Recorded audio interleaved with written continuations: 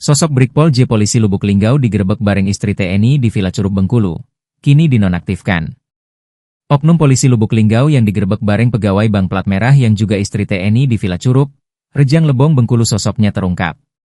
Adapun, oknum polisi tersebut adalah Brigpol J, yang berdinas di Satlantas Polres Lubuk Linggau, Sumatera Selatan. Brigpol J sendiri diketahui telah berkeluarga. Namun, ia tertangkap basah bersama F, istri anggota TNI yang bertugas di wilayah Sumsel. Usai kejadian, pasangan yang diduga selingkuh itu langsung diamankan dan dibawa ke Mapolres Rejang Lebong untuk dimintai keterangan lebih lanjut.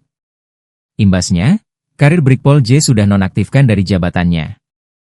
Kalau oknum terkaitnya sudah kita proses secara internal, dan bersangkutan juga sudah dinonaktifkan dari jabatannya, dan secara administratif dalam proses yang berikutnya. Oh, tapi memang benar itu anggota kita benar ya?